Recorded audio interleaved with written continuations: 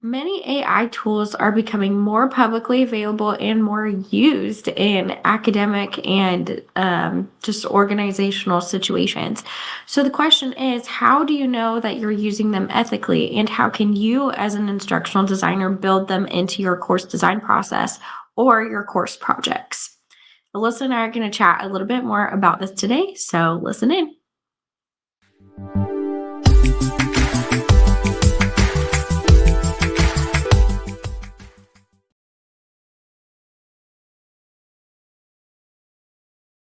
Hey, Alyssa, how are you doing today? Good. How are you? Good, thanks. I'm excited to dive into the ethics of using AI and all about artificial intelligence today. Yeah, me too. Do you have any initial thoughts or anything that you want to share just to open us up? Yeah, I think to start from an ID perspective, what is okay? What's ethically okay when you're using AI from your position at work? And as I was processing this, I think it just goes back to your gut feeling. Um, if you are using AI and you kind of feel like, is this okay for me to put into an artificial intelligence tool? Maybe you're not sure if you are able to, if it's ethically okay, if your organization's going to accept it. I was thinking about what can you ask yourself while you're doing this? And what I reflected back on was, would I tell this to a stranger? So if you're using an AI tool and it's something that maybe is confidential, it's something that is specific to your organization that you don't want out there in the world, then ask yourself that question. Would I tell a stranger this? And if the answer is no, then that's ethically just something that you don't want to present out into your artificial intelligence tool, because now it could be out in the web. So I think as a start, if you are not sure, ask yourself that question. I for sure agree with that. I think that there is a saying, if you wouldn't want your grandma to know, why don't say this or don't share Yeah. it. So that definitely I think is a good point. And that really opens up another I guess part of this conversation. I know there's a lot of fear that surrounds AI, just in general, not even in an educational setting, but there are even additional fears once you introduce AI to educational settings, like, plagiarism, integrity, um, cheating, all of those things. Do you have any thoughts on why and how we can kind of combat that as instructional designers and whether or not it's worth it, those types of Mhm. things? Yeah, I think the best initial starting point is put yourself in that person's shoes, like the student, um, and try to understand where they're coming from, why they may be fearful, and ask questions. Ask questions to figure out why they feel the way they do, so that way you can address them. So, an example that I would give is, um, I think people don't understand necessarily what artificial intelligence is. And when they hear that term, it kind of can scare people, it can throw them off.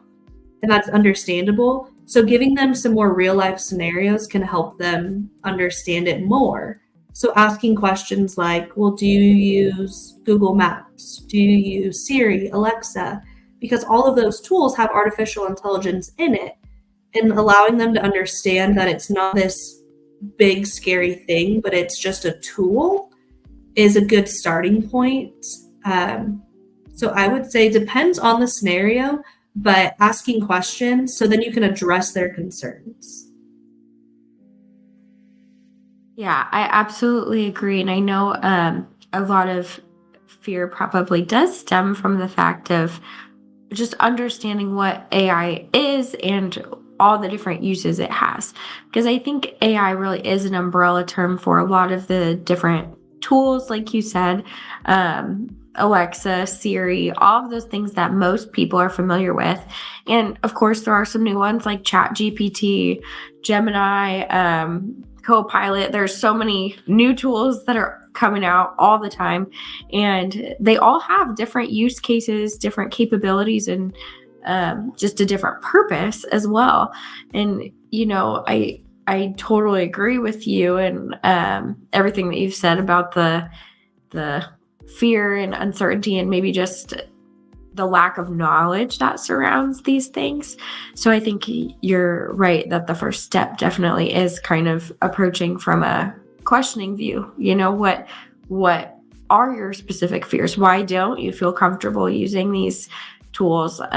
Because we can help either bring people on board or inform, or really just make hopefully a better sense of comfort surrounding the tools. And I do love that you called them tools, because I think that also is another thing that some people struggle with. There's the argument, oh, AI is going to take my job. AI is going to replace people, all of those types of things. And in some cases, maybe that might be true.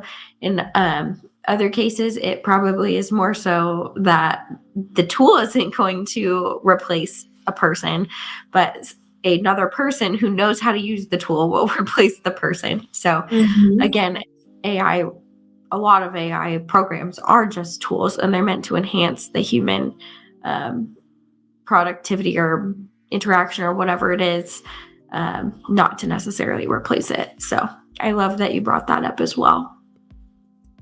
Yeah, so to kind of combine both questions, like from an ID perspective, but also like addressing people's concerns, what can you do? So in a course, an example that I would give is give students real life scenarios where they get to discuss the ethics behind an artificial intelligence tool. So you're not giving them the answer, because technically there is no right or wrong answer to, is AI okay to use? I would say it's definitely up to your own discretion. So an example that I'll give you that I've worked on recently in a course is a criminal justice course. I put in a scenario for students to review and understand a real life scenario where they may have to use artificial intelligence, but do they trust it? Is it ethically okay? So let's say facial recognition in grocery stores and a store, and a person maybe has been convicted of stealing something. So if they're on parole and facial recognition, which is a form of artificial intelligence, has recognized them as their parole officer, do you trust the artificial intelligence tool that was in fact them that was recognized? Or do you trust the person that you're in charge of when they say that wasn't them? Like, what do you do? Is the tool correct? Is it not? And that's where I would say your discretion really comes into place. You have to ask more questions. You have to go dive in and figure that out. So in a more simplistic way, when I'm using an artificial intelligence tool, let's say I'm asking it, does this sentence grammatically make sense? Do I trust that? It does. Do I not? And that's where my own research is going to come into play. I might have to go ask other people, does this make sense to you? Does it not? I might have to just go do some more Google searches. Does this make sense? Does it not? It's definitely up to your own discretion all around the board if artificial intelligence is accurate, if it's not. But one thing that I really wanted to explain and put into perspective is, when you're having a conversation with somebody, do you trust them or do you not? When you are on social media and you're scrolling and this fact comes up about something random, do you trust that it's real or do you go do further research? It's the same thing with artificial intelligence. If you're going to trust a person, are you going to trust artificial intelligence? If somebody says something, do you go do further research? If you use artificial intelligence, do you go do further research? So if the argument is that you can't trust it, do you also trust people all the time? I don't know. That is a great point. You brought up so many great points that I want to touch on. But yeah, that definitely is a great argument. Do you believe everything that you see on the internet or on social media and just take it as the fact? Mhm. I don't know. And if you do, well, then your argument of not believing AI doesn't really make sense because, people out there on the internet, whether or not their intentions are good, they may not always be correct. And so just Mhm. blindly believing is the same thing as relying 100% on AI. And Yeah. I personally don't think that we'll ever get to a point where we can rely 100% on AI for everything. And I don't know how you feel about that, but I don't think that we'll ever get to that point. And the other thing is, again, AI technology, all of it, it's tools, and they're all created by humans. Humans are imperfect, so therefore our tool is also going to be imperfect. So um, I think that those are great points to keep in mind as well. And I love that example that you brought in, because I think that that is something, as instructional designers, we have the responsibility to actually provide opportunities for our students to get hands-on experience with AI. And I know that's probably a little bit controversial because in education, some educators or institutions are like, nope, no AI, like we don't even want to introduce that, which, Mhm. that's understandable from that perspective. But I also think if you are able to give opportunities for students to work with tools, or like even not work with the tool, but have a scenario where they consider how an AI tool is used and the ethics behind it, that will really give them the problem solving skills that they need when they get into the field. AI is Mhm. not going anywhere. It's been used for decades already, whether or not we've really like labeled it as AI. And you being able to use AI is a wonderful skill, and it's something that is necessary in today's job force. So I think we are doing a disservice to our students if we're not giving them opportunities to at least grow those skills, or at least grow the, like I said, the problem solving skills for dealing with these situations, because they will face them in some way, shape, or form when they do get into whatever industry or field that they where their career takes them. So Yeah. I love that example, and I think that that's a really interesting way of building it into a course without actually having them use the specific tool. So great Mhm. job. Thanks. Yeah, I think it just goes back to when I said people don't realize all of the ways that artificial intelligence is used in this world. Um, and being able to prepare students for all of those different ways when we can is crucial. Something that I hear a lot is, I wish I learned XYZ when I was in school. And I think from our institution, we don't want people to say, I wish I would have learned about artificial intelligence. I wish I would have learned what it was. I wish I would have learned the ethics behind it. There's no right or wrong answer, but I think providing students with opportunities to discuss the ethics behind it, because they're going to experience it. Like you said, it's not going anywhere. So we can provide those different scenarios, whether you're in healthcare and, you know, a provider is using artificial intelligence to review your x-ray, or you're in criminal justice where you maybe are a parole officer being notified of facial recognition. You're going to come across it. And if we can provide students with those different scenarios, it's going to best prepare them for the future. So I think that's kind of where we come from, is we just want students to be prepared. Yeah, I completely agree.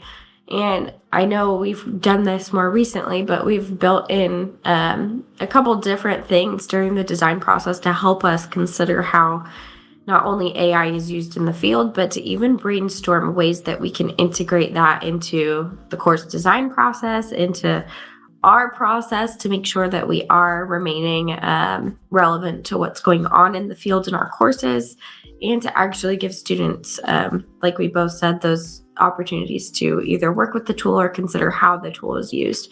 And I think that those, not only does it help from an ID perspective, because a lot of these topics we are not super familiar with. So it's good research on our part just to make sure that we are staying relevant with all of our designs and any revisions that we make. But it also helps us support the student and meet their needs as well.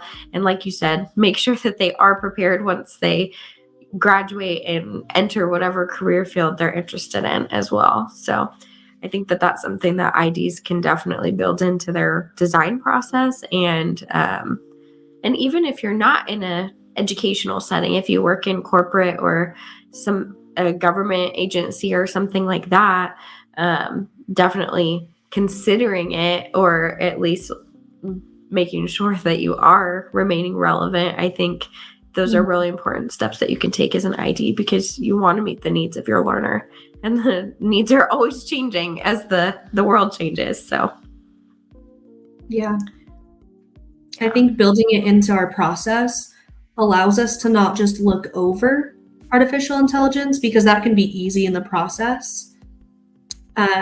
Subject matter experts, when you work with them, you're going to have some that are fully on board of artificial intelligence and they want to dive right into it and incorporate it. And then you're also going to have some that are more fearful of it or just don't know a lot about it. So by having that in your process, in your documents, it's just a conversation starter with your SME. So you can figure out, one, where they're at with artificial intelligence, how they feel, but you can also just walk through different scenarios that you are aware of, or they are aware of, that this type of profession is going to apply artificial intelligence. So I think being able to just give opportunities of discussion, whether you apply it or not, is beneficial for your students and for the courses that you're designing. yeah, I definitely agree. And it leads to a lot of brainstorming. I know I've been in meetings where the SME or even the AD will bring something up, and it's a really cool innovation or a way that AI is used. And I never would have thought that AI played a part in that. I recently worked on a chemistry course, and I had no idea that AI was part of drug development. I would have never put two and two together, but we actually ended up integrating AI into the course through bringing in this topic of drug development. And it was, I think, very impactful for students to just see that. I had zero idea. Yeah, I would have no idea either. There's so many cases of where artificial intelligence is used, and I feel like every day I'm reminded of like a new way that I have been using artificial intelligence, but just never realized. So that's one thing that is fun about being an ID, is as you're working on all these different courses, you're seeing how artificial intelligence is impacting so many different fields in so many different ways. Absolutely. Absolutely. You learn something new every day. Mm-hmm. Do you have any other thoughts or tips? No, I think that's it. I think, ask questions, get curious, and you're going to learn from there. Yeah, I agree. And the best way to learn more about it is to actually get in the weeds and test out the tools and just try new things. Don't remain stagnant. Try to remain relevant with all the new tools and technologies. I will say, definitely do your research before just jumping on a bandwagon, because I'm sure you've seen tools come and go already, Alyssa. But, just get your hands dirty and check it out. Yeah. All right. Well, today's episode was sponsored by the Master of Science in Instructional Design and Technology here at LAPU. If you're interested in learning more about this program, go ahead and give the QR code on the screen a scan, or you can email us at msidt@lapu.edu. Thank you for tuning in, and thank you, Alyssa, for sharing all of your thoughts and knowledge about this. I know that this was super helpful for me, and I hope it was helpful for our audience as well. Of course. Thank you. And tune in next week for our next live stream. This is what learning feels like.